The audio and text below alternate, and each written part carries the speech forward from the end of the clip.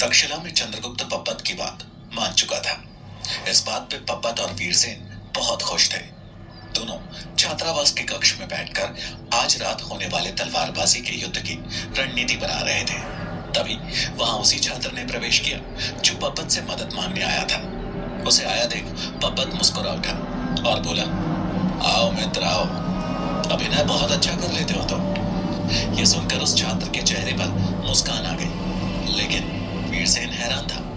वीरसेन बोला, अभिनय से तुम्हारा क्या अर्थ है मित्र पब्बत? मुझे कुछ समझ नहीं आया। पब्बत बोला, मैं जानता था कि चंद्रगुप्त कभी सीधे तरीके से युद्ध के लिए तैयार नहीं होगा, इसलिए मैंने ये योजना बनाई। चंद्रगुप्त किसी को संकट में नहीं देख सकता और मैंने उसकी इसी कमजोरी का फायदा उठाया। वीरसेन को उसकी बात समझ में आ गई और वो बोला, इसका मतलब कि इसने आज मैदान में जो कुछ किया वो सब एक नाटक था। पब्बत हंसते हुए बोला, हाँ, और इसे ऐसा करने के लिए मैंने ही कहा था। उस छात्र के गले लगते हुए पब्बत बोला, तुमने मेरा दिल खुश कर दिया। तुम्हें कभी भी किसी भी प्रकार की सहायता की आवश्यकता हो, बेझिझक मुझसे कहना। वो छात्र बोला, मगध के राजकुमार ने मुझे अपना मित्र कहा। मेरे लिए इससे ज्यादा गर्व की बात और क्या हो सकती है? पब्बत बोला, तुम्हारे लिए तो यह गर्व की बात है मित्र, लेकिन मुझे गर्व तब होगा जब मैं आज चंद्रगुप्त को धूल चटा दूं। वीरसेन बोला, ऐसा ही होगा मित्र। तीनों एक दूसरे को देखकर मुस्कुराने लगे। तक्षशिला में जहां पब्बत चंद्रगुप्त के विरुद्ध अपनी योजना के बेहद निकट था, वहीं मगध में शंभुनाथ द्वारा मुरा के साथ मिलकर बनाई योजना अपना काम कर चुकी थी। मगध के राजमहल में हाहाकार मचा हुआ था। पूरे राजमहल में ये बात फैल चुकी थी कि किसी ने महारानी का हार चुरा लिया। सैनिकों द्वारा पूरे राजमहल के हर एक कक्ष और हर एक व्यक्ति की जांच की जा रही थी। तभी एक मुख्य सैनिक अन्य सैनिकों के साथ दासी गृह में पहुंचा और सभी दासियों को एक सीट में खड़ा होने का आदेश दिया। सभी दासियों ने वैसे ही किया। उन सभी के सामान की जांच की गई, लेकिन सैनिकों को वहां कुछ नहीं मिला। सैनिक वहां से बाहर जाने लगे कि तभी मुख्य सैनिक की दृष्टि मुरा के रिश्तेदार की कमर में बंधी पोटली पर पड़ी। वो उसकी तरफ बढ़ा और बोला, तुम्हारी कमर में ये जो पोटली बंधी है, इसमें क्या है?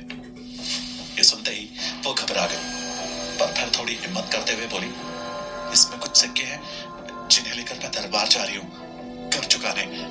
सैनिक भड़कते हुए बोला, एक दासी के पास सिक्के कहां से आए? मुझे दिखाओ। ये सुनकर वो सकपका गई।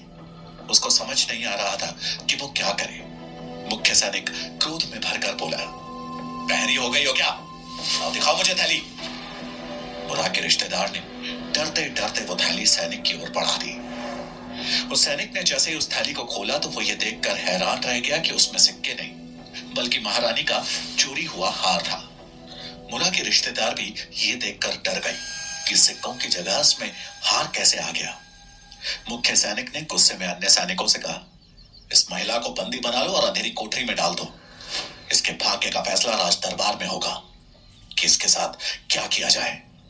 वो महिला रो पड़ी और चिल्लाते हुए बोली, मैंने कोई चोरी नहीं की, मैंने कोई चोरी नहीं की है।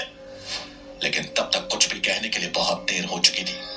दो सैनिकों ने उसे पकड़ लिया और खींचकर काल कोठरी की तरफ ले गए। वो महिला जोर जोर से चिल्ला रही थी कि यह थैली मुझे मेरी रिश्तेदार ने दी है, लेकिन कोई भी उसकी बातें सुनने को तैयार नहीं था। तभी विशाखा वहां से गुजरी और उसने उस महिला को चिल्लाते हुए देख लिया। ये सुन उसने मन ही मन कहा, ये तो वही महिला है जो कल मुरा के साथ थी। तभी उस महिला के शब्द विशाखा के कानों में पड़े, अरे ये थैली मेरे रिश्तेदार ने मुझे दी है। कल रात वो मेरे कक्ष में आई थी ये थैली लेकर। वो महारानी की दासी है, उससे सवाल करो।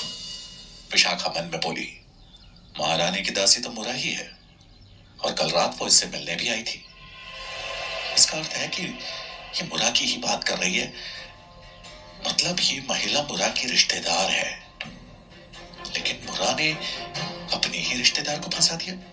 कहीं ना कहीं कुछ तो गड़बड़ है। मुझे ये सूचना तुरंत ही अमात्य को देनी होगी। विशाखा वहां से चली गई। मुरा के रिश्तेदार को सैनिक खींचते हुए ले जा रहे थे। एक खंबे के पीछे खड़े होकर शंभुनाथ और मुरा ये सब देख रहे थे।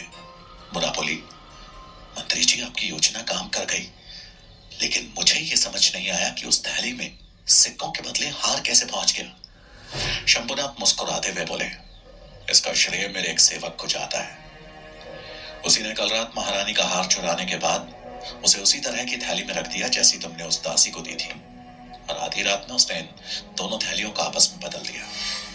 यह सुनकर मुरा की जान में जान आई और वो बोली, लेकिन इसके बाद भी मेरे रिश्तेदार मेरे पुत्र का पता हमें बताएगी, मुझे संदेह है। शंभुनाथ बोले, लालची लोग किसी के सगे नहीं होते, उससे सत्य अब हम कारागार में ही उगलवाएंगे। मुरा ने उम्मीद भरी दृष्टि से शंभुनाथ की ओर देखा। इधर विशाखा तुरंत ही दासी के पकड़े जाने वाली बात बताने अमात्य के कक्ष में आई।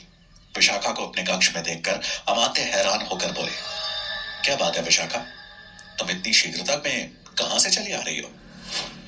विशाखा बोली, अमात्य, उस दासी के बारे में पता चल गया है जो मुरा की सहायता कर रही थी। अमात्य उत्सुकता पूर्वक बोले, कौन है वो? विशाखा बोली, वो मुरा की कोई रिश्तेदार है। परंतु आश्चर्य की बात यह है कि मुरा ने स्वयं उस रिश्तेदार को हार चोरी के इल्जाम में कारागार में डलवा दिया। उसने उस महिला द्वारा चिल्ला चिल्ला के कही जा रही बातें अमात्य को बता दी। अमात्य बोले, दोनों के बीच कुछ तो ऐसा है जो ठीक नहीं है, हमें इसका लाभ उठाना चाहिए। विशाखा तुरंत बोली, अमात्य, अगर आप कहें तो मैं उसके रिश्तेदार को लालच देकर मुरा के बारे में उगलवा सकती हूं, वो अवश्य ही हमारी सहायता करेगी। अमात्य मना करते हुए बोले, नहीं, तुम वहां नहीं जाओगी।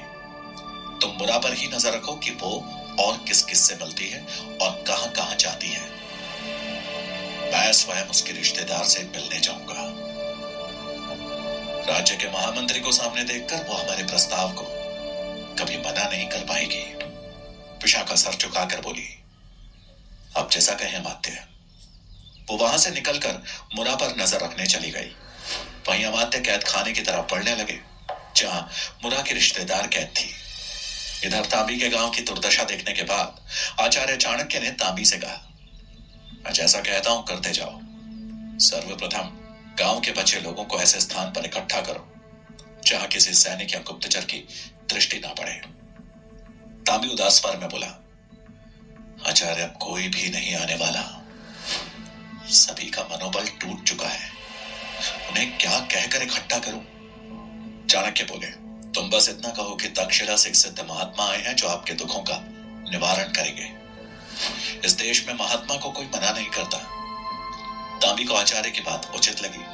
उसने तुरंत कहा, मैं समझ गया आचार्य, मैं अभी सबको पुराने मंदिर के पास इकट्ठा करता हूं। वो ऊंची जगह पर है, वहां किसी गुप्तचर की नजर भी हम पे नहीं पड़ेगी। चाणक्य बोले, अति उत्तम, हम वहीं तुम्हारी प्रतीक्षा करते हैं। तांबी अपने कुछ विश्वस्त साथियों के साथ गांव के बचे हुए लोगों को इकट्ठा करने चला गया और चाणक्य महात्मा का वेश बनाकर पुराने मंदिर पर गए जो कि एक ऊंचे टीले पर बना था। उन्होंने अपने शरीर पर भभूत लगाया और एक हाथ में रुद्राक्ष की माला लेकर आसन जमाकर बैठ गए और आंखें मूंद कर माला जाप करने लगे। चाणक्य के कहे अनुसार तांबी ने घर घर जाकर बताया कि कोई सिद्ध महात्मा आए हैं जो उनके दुखों का निवारण करेंगे। सब तो पहले से ही दुख झेल रहे थे। महात्मा का नाम सुनते ही उनमें जैसे उम्मीद की किरण जाग उठी। सभी टीले वाले पुराने मंदिर के पास दौड़े। महिला, पुरुष, बच्चे, बुजुर्ग सभी उस ओर पड़े। हालांकि उनकी संख्या ज्यादा नहीं बची थी। चाणक्य को देखते ही सभी उनके चरणों पर गिर पड़े और रोते हुए अपना दर्द बयान करने लगे। एक औरत अपने 2 बच्चों के साथ आई थी।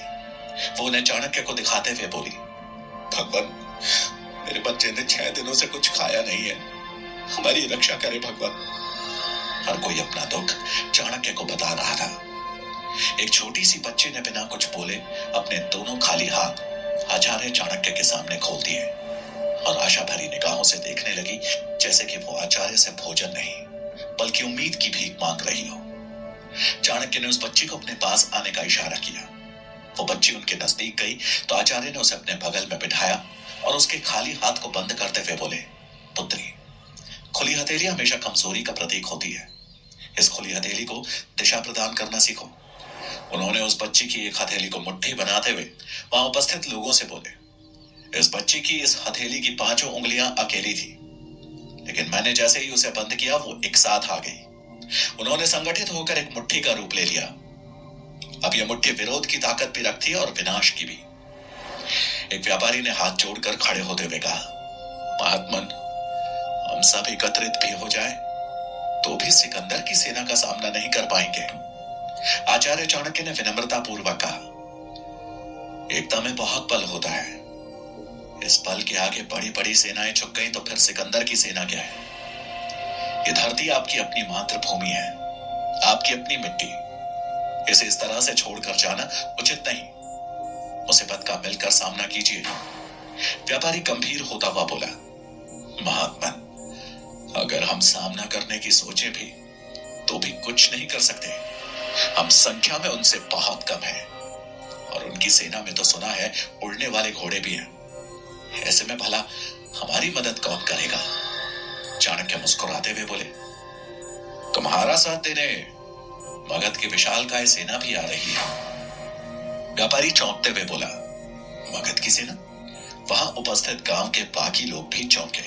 चाणक्य ने अपनी बात जारी रखते हुए कहा, मगध के राजा धनानंद मेरे शिष्य हैं और मेरे कहने पर वो यहाँ अपनी विशालकाय सेना के साथ आ रहे हैं। सिकंदर की सेना उनके सामने कुछ भी नहीं है। अगर सिकंदर की सेना में उड़ने वाले घोड़े हैं तो मगध की सेना भी कम चमत्कारी नहीं है। तभी एक औरत ने खड़े होकर उत्साहित स्वर में पूछा, सत्य महात्मन, आपने देखा है? चाणक्य ने हाँ में सर हिलाया तो उस महिला ने तुरंत कहा, अगर ऐसा है तो मैं अपनी मातृभूमि को छोड़कर कहीं नहीं जाऊंगी।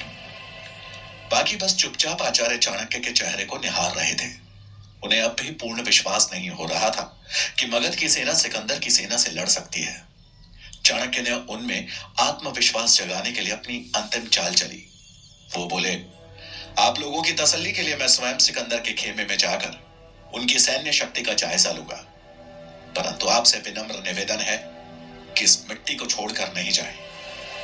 तभी एक विधवा औरत खड़ी हुई और बोली, महात्मन, हमें आप पर पूर्ण विश्वास है। हम यहीं रहेंगे और अगर मरना होगा तो अपनी मिट्टी में ही मरेंगे। कुछ पल की सोच विचार के बाद एक एक कर सभी खड़े हो गए और आचार्य चाणक्य की बात मानते हुए उनका साथ देने का वचन दिया। इधर मगध में मंत्री शंभुनाथ मुरा की महिला रिश्तेदार से मिलने कैद खाने पहुंच गए। शंभुनाथ को देखते ही वो महिला डरते हुए बोली, आइए मंत्री जी, मैंने कुछ नहीं किया, ये सब मेरी रिश्तेदार का किया धरा है। उसी ने मुझे वो पोटली देते हुए कहा था कि वो मैं दरबार में उसे कर के रूप में आपको सौंप दूं। मैं बेकसूर हूं। शंभुनाथ ने सीधे मुद्दे पर आते हुए उससे पूछा, तुम मुरा के पुत्र के बारे में क्या जानती हो? ये सुनकर मुरा की रिश्तेदार समझ चुकी थी कि ये सारा खेल मुरा ने शंभुनाथ के साथ मिलकर उसे फंसाने के लिए ही रचा था। अब उसने भी उल्टा दाव चल दिया। वो अनजान बनने का नाटक करते हुए बोली, कौन पुत्र? मुझे नहीं पता कि मुरा का कोई पुत्र भी था। मैं उसके किसी पुत्र को नहीं जानती। शंभुनाथ ने हल्के गुस्से में कहा, झूठ मत बोलो। मुझे सब ज्ञात है कि तुमने ही उसके पुत्र को भेजा था। तुम्हारे पति ने सारी बात बता दी है। वो महिला मुस्कुराते हुए बोली, ठीक है, फिर मेरे पति से ही उसके बारे में पूछ लीजिए। शंभुनाथ ने चिढ़ते हुए कहा, हंसो मत, सच बताओ। वो महिला पहले की तरह मुस्कुराती हुई बोली, आजादी तो छीन ही ली मेरी, अब क्या हंसी भी छीनेंगे? मुझे कुछ नहीं पता। इतना बोलकर वो कैद खाने के कोने में जाकर बैठ गई। शंभुनाथ ने लगभग चिल्लाते हुए कहा, अगर तुमने मुरा के पुत्र का पता नहीं बताया तो मैं ये सुनिश्चित करूंगा कि तुम्हें फांसी की सजा मिले। अगर बचना चाहती हो तो पता बता दो मुझे। वो महिला सिवाय मुस्कुराने के इस बार कुछ नहीं बोली। अब शंभुनाथ ने धमकी देते हुए कहा, भयंकर परिणाम होगा इस उपहास का। इतना बोलकर वो गुस्से में वहां से चले गए, परंतु उन्हें इस बात की जरा भी खबर नहीं लगी कि कोई उन्हें छुपकर सुन रहा था। अमात्य ने मुरा के पुत्र के बारे में पूछताछ करते हुए शंभुनाथ को सुन लिया था। शंभुनाथ के जाने के बाद वो दीवार की ओर से मुस्कुराते हुए बाहर निकले। अमात्य खुद से बोले, भला शंभुनाथ को मुरा के पुत्र में इतनी दिलचस्पी क्यों है? वो मुरा के रिश्तेदार के पास गए। अपने सामने महामंत्री अमात्य को देख वो महिला हैरान थी। वो उनके पास आकर बोली, महामंत्री जी आप? अमात्य मुस्कुराए और बोले, हाँ मैं, किंतु मैं यहां तुम्हारी सहायता करने आया हूं। मुझे पता है कि शंभुनाथ ने मुरा के साथ मिलकर तुम्हें फंसाया है, लेकिन तुम चाहो तो मैं तुम्हें यहां से मुक्त करवा सकता हूं। उस महिला ने उत्सुकतावश पूछा, उसके बदले में मुझे क्या करना होगा?